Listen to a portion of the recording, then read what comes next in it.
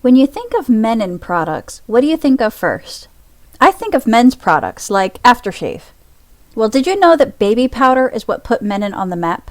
Me either. Let's learn this story on today's episode of Antique Bottle Stories.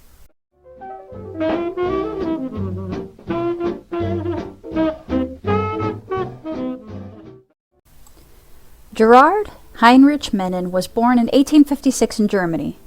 And what a great stash! Anyway, he came to America in 1871 when he was 15. He started working at a drugstore, and the shop's owner saw that he had a knack for pharmacy, and he encouraged him to go to school to become a pharmacist. He graduated at age 19.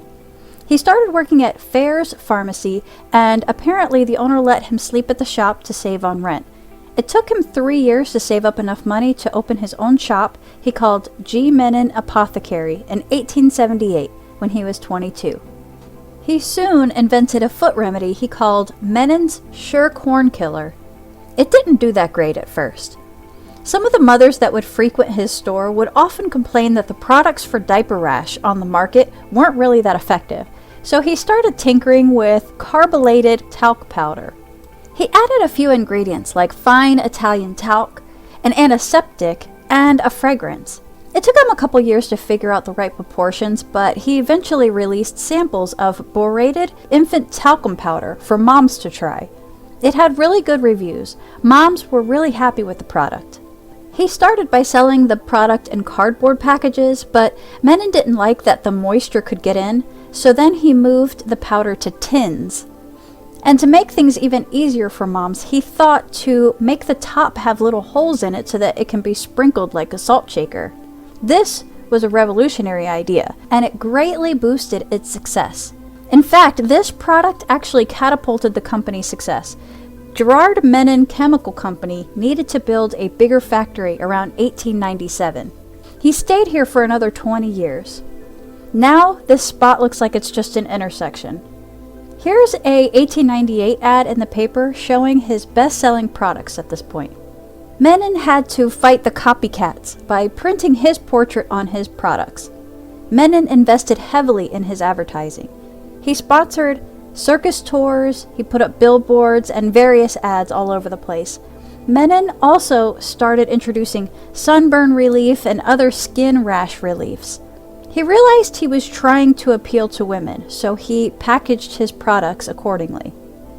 Here's an 1899 article talking about Menon at an event where Menon spoke to a room of other druggists, and he joked that their wives and daughters know him because of his baby powder, which apparently got some laughs. Gerard died of pneumonia in 1902 at a really young age of 45. His obituary says that about 10 years ago, he was relatively unknown. At the time of his death, he was estimated worth between $1 million and $1.5 million. And he had built that with just his talcum powders. It says in his last years, he spent over $250,000 on advertising yearly. And it said he couldn't travel anywhere without seeing his advertisements. It says people who knew him in his last years said that he was making money faster than he could invest it. It also says that he stayed true to himself, and he didn't change when he became successful. He worked just as hard as when he was poor. Gerard's wife, Elma, took over as president for the next 14 years until she died in 1916. Her brother John also helped her with the business. So when she died, Elma and Gerard's son, William, then took over as president, and he stayed president for the next 60 years. This 1917 article says that the largest life insurance policy ever written in New Jersey, which is $500,000, has been issued to William Menon, president of the Menon Talcum Powder Company. Now, William married Irene, and they had 4 children. But unfortunately, his wife died after just 6 years of being married in 1918 from childbirth complications, and she was only 31. William was 34, and now he had 4 babies to raise alone.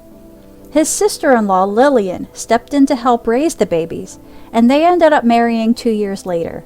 William and Lillian ended up buying 1,000 acres in Montclair, and William became a well-known horse breeder. Now here's an interesting ad from 1919 with the headline, "Brush your teeth 5 times a day."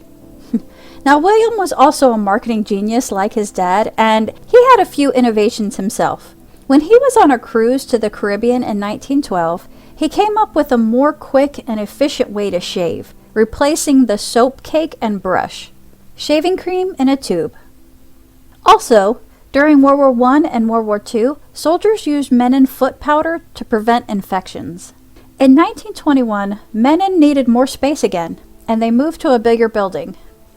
Even during the Great Depression, the Menon Company still managed to make a profit. William Menon would donate samples of their baby products to hospitals to send home with new moms. Here's a 1930 ad for Menon baby oil and baby talcum powder. About 1931 is when Menon introduced one of its most famous products, Menon's Skin Bracer. The aftershave reduced irritation from shaving and worked as an astringent and antiseptic. Menon's instant shaving foam worked perfectly with Gillette's newly invented safety razor. And during the 30s, they did Christmas ads for gift boxes for men. Now here's a photo of William with his sons, William Jr. and George. Both of them worked at the family company. William Jr. served in World War II, and then in 1947 he was vice president of sales.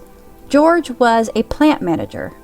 So it must have been William Jr. who came up with all these risque ads. The girls are saying how they like his He-Man aroma. It was also William Jr. who invented spray deodorant, aftershave lotion, and speed stick for men. They had trouble keeping up with the demand, and yet again they had to build a bigger factory in 1953.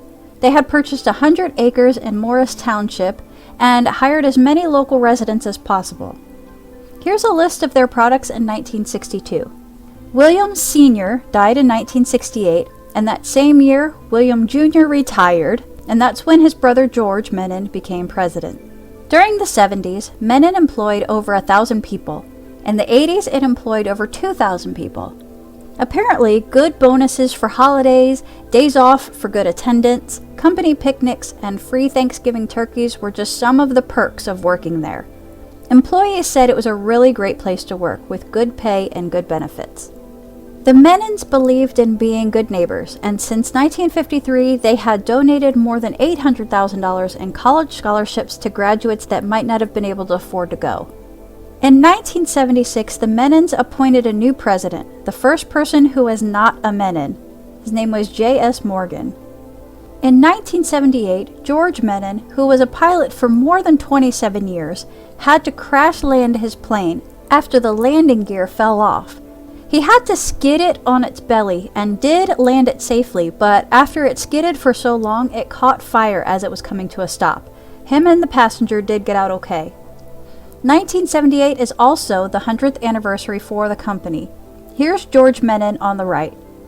In the 1980s, the fourth generation Menons were running the company. But after 114 years, in 1992 they decided to sell to Colgate-Palmolive for $670 million. And like all these great dynasties that we learn about in these videos, in 2013, Colgate-Palmolive announced that it would close the Morristown facility. It was torn down, and where that site is are some newly built townhomes, and they're looking to add businesses to it. It's kind of sad. Well, overall I found it interesting that the men's products Menon is known for now were not even a thing until 30 years after Gerard Menon died. But I did see that there are still Menon baby products out there. So let's talk about my bottle. It's one of these figurine bottles. It's a hard hat worker. I like that the fragrance is still in the bottle. I remember this smell from when I was a kid. My grandpa used to wear this. It's a very nostalgic smell. There are many other little figurines out there. Some say they're from the 60s and others say they're from the 70s. I'm not sure. Well, I found a few commercials, one including a young John Goodman, so I'm going to leave you with those. Until then, have a wonderful day, and thanks for watching. Oh, you're gonna have a baby. Relax. Have a pickle and buy some baby magic lotion. A special protection for newborns against skin irritation. Look, baby magic here. Other leading lotion here. I've been dying to show this to someone. See? Baby magic protects longer, even when baby's wet. Oh, They love their baby powder, too. Of course, it's by Menon. One's too strong, one's too light, one's just wrong, one's not quite. It's no fun until you find the one that hits you just right. Mennen Skin Bracers got the nice, clean smell you're looking for in an aftershave. Skin Bracers got those skin tighteners and chin chillers that really wake you up. And there's nothing heavy-handed about it. Thanks. I needed that. Skin Bracer hits you just right. America wakes up with Skin Bracer.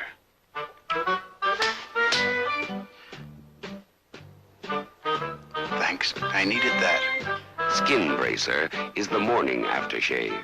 Its skin tightener and chin chillers wake you up like a cold slap in the face. And now, the world discovers Bracer. どうもそれが必要だったのさ。